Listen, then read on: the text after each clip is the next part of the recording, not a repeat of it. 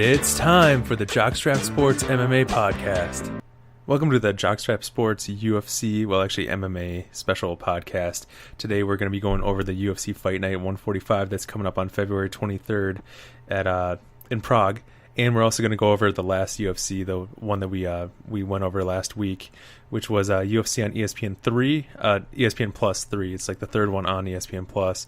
It was oh my gosh, why can't I remember the main event now? Ngannou no, it was actually ESPN on ESPN. It was the first one on ESPN. It was Ngannou versus Cain Velasquez. I'm Justin at off_pod, and Adam's here. What's going on, guys?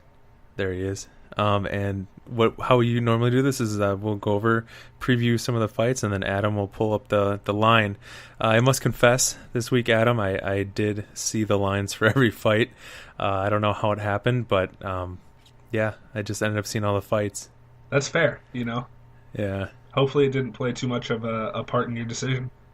No, it was after my decisions anyway. Perfect, so. Even better. Yeah, so this fight is UFC Fight Night 145, or better known as UFC Fight Night Blachowicz versus Santos, Jan Blachowicz versus Thiago Santos. Or it's called, this is what a UFC on ESPN Plus 3. That's what this is. That's what I was saying. There is some news. Kelvin Gastelum is going to fight Israel Adesanya for the interim welterweight belt because Robert Whittaker is out after his hernia. That's an interesting fight. I'm going back and forth on it. Now I'm kind of landing on Israel to win. However, I still have some time. I might flip-flop on it. I was going to pick Kelvin to beat Whittaker, so I don't know why I wouldn't pick him to beat Israel, other than Israel's takedown defense looked really good. All right. I was digressing, though. Let's get to UFC Fight Night 145.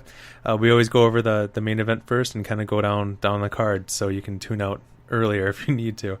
The main event, Jan Blachowicz versus Thiago Santos. So, self-admission, Jan is one of my favorite fighters. He's incredibly well-rounded. He's also pretty inconsistent, though.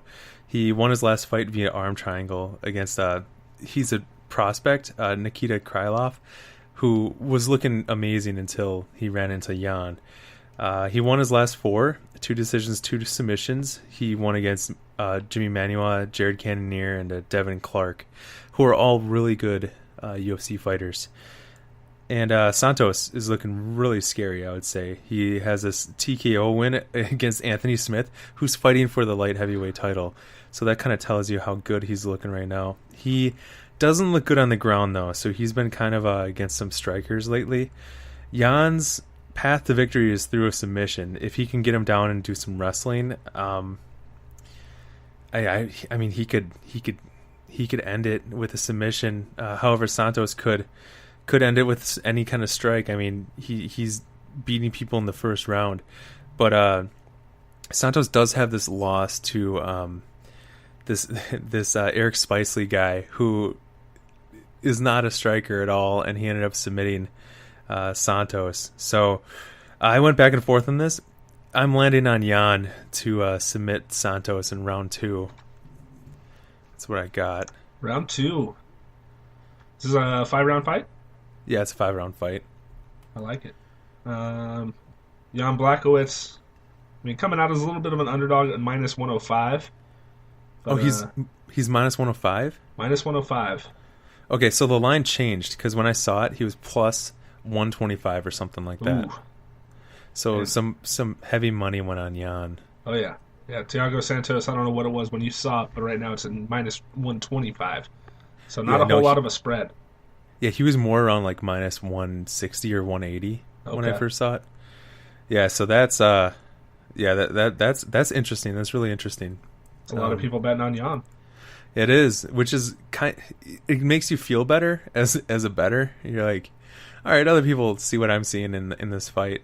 So, the one thing is Jan's chin. He has a good chin in his previous fights, but Thiago's throwing some heat lately. So, I don't know. Let's get to the next fight though. Next fight's heavyweight Stefan Skyscraper Struve against Marcos de Lima. So Stefan Struve is 7 foot tall. He's crazy. He's the tallest fighter I think ever. 7 feet? Yeah, dude. He's Holy 7 foot cow. tall, skyscraper. I know, it's crazy. When Mark Hunt knocked him, like whenever anyone knocks him out, he has the weirdest looking knockouts because he's so tall and he falls. You know, the bigger they are, the harder they fall, kind of thing. He is on a 3-fight losing streak, so he has this history of canceling fights because of his cardiovascular system, which his height just takes such a toll on his cardiovascular system. He does look like physically like pretty good, but I mean, you can look that good on the outside, but on the inside you're not sure what you look like, you know. He does have a win over Stipe Miocic, which is pretty fantastic. I mean, for anyone in a heavyweight division to have a win over him. However, that was years ago. He's gone 3-6 since beating Stipe, and he has some brutal knockouts on that. De Lima isn't really the most active guy. He only fought once in 2018. Maybe he had an injury or something. I don't know. I didn't look it up. He does have wins by submission and KO in the past, but he has also been submitted in the past. I've never picked Struve, probably since the Stipe fight, and people are going to be like, you didn't pick Struve in the Stipe fight, but I think he was like this pretty big underdog, and I think we might have bet on him. I remember seeing it when we were in Vegas, because we were watching in a bar. No, I wasn't with you. I was with someone else. Oh, okay. When this was going on, and it was in the third round, and Stipe came back, third or second, and Stipe came back and knocked him out. I'm gonna say probably Struve by decision or submission. It goes against my initial thought, but Struve can be good. He can be good. He had some misfortunes in the past, so. Picking another little bit of an underdog, plus 105. So I don't know what it was when you saw it, but not bad. I mean, yeah, I think it was around that. Giving him a good shot. Yeah. Up against De Lima at minus 135. So even if you bet on him, not a whole lot to be won. So we might as well take the risk and see if the skyscraper can come out on top.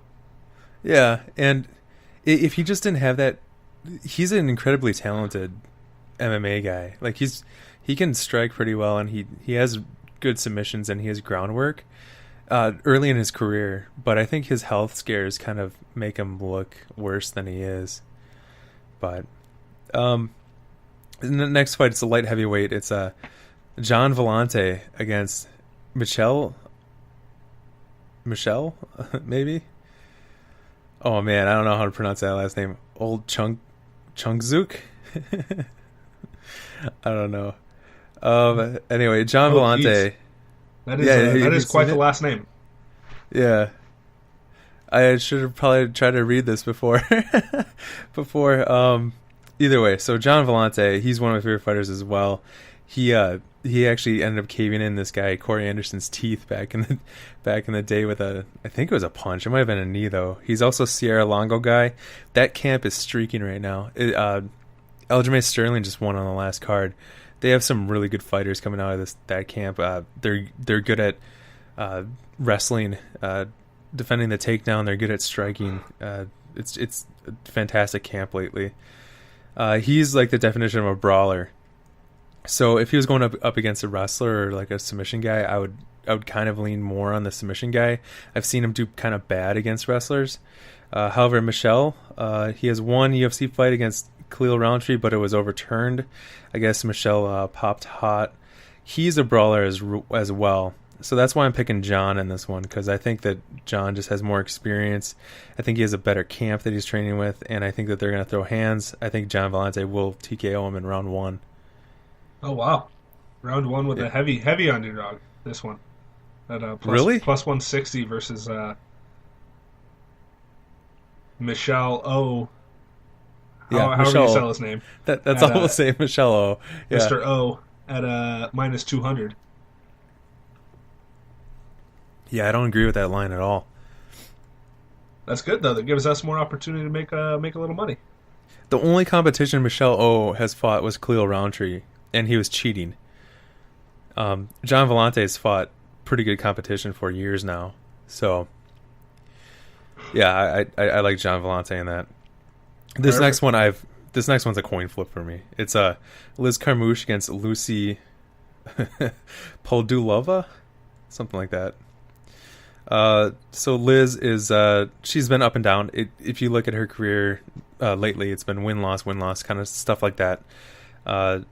So Liz is 5'6". She's kind of been known as like a big female in the division, but Lucy's 5'8". I definitely say it's a coin toss.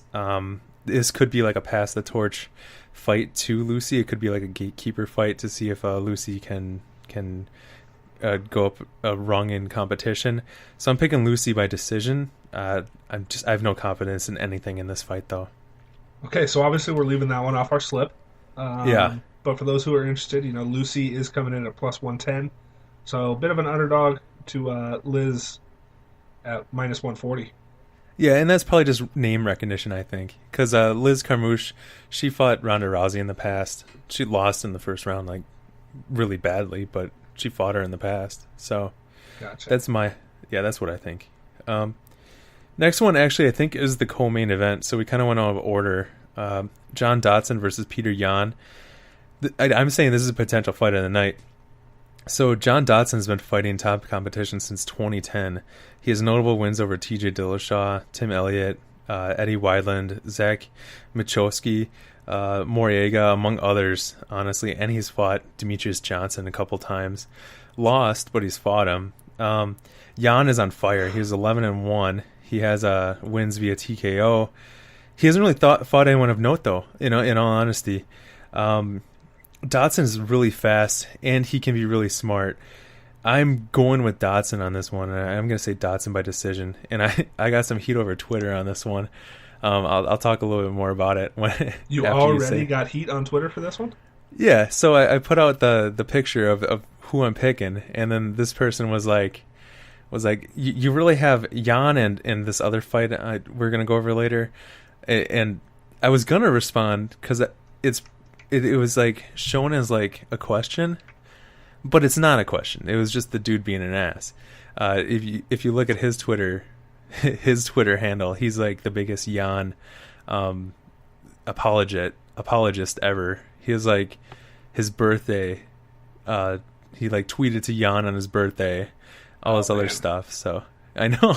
So I'm like, I'll just leave it out because there's no reason to get into it. I don't think Jan's fought good enough competition. John Dodson's only fought good competition. John Dodson's fast. I think he's going to point fight him. I think he's going to get in the pocket, hit him, and get out of the pocket, and I think it's going to go on for 3 rounds. Well, did you see the line on this one? I saw that Yan was minus 250, I think. So Yan is minus 270, and John Dodson plus 210. Yeah, this one is a good one to bet on. Perfect. I mean, Dodson's lost recently, but in the past, it was only Demetrius Johnson that could beat him. I mean, he's a really good fighter. I think that line is unfair. I don't see it that way. Vegas must be taking that 11-1 record for Peter Yan pretty seriously. Yeah, I mean, he's looked good, his last fights and everything, but he does get hit. That's something that people have pointed out in his past, is that he gets hit, and Dodson can TKO people. So we'll see. Next one's a light heavyweight. It's Magomed A. I'll just say against Kilson Abreu. So Magomed A was supposed to fight someone else, and Kilson Abreu came in. So it's a short notice fight. With maybe not a short notice, but it's not a full camp fight for Abreu here. It's a really interesting fight, though. I was kind of back and forth on this one, too. Magomed is a striker, and Abreu is more of a submission guy. They're both 6'3" and 6'2". I do see this fight not going the distance. Will it be Abreu by submission or Magomed? I do think Magomed will land on him, especially because he's had a more full camp. Who knows what kind of shape Abreu's been in. I have Magomed via TKO, probably round 1. I just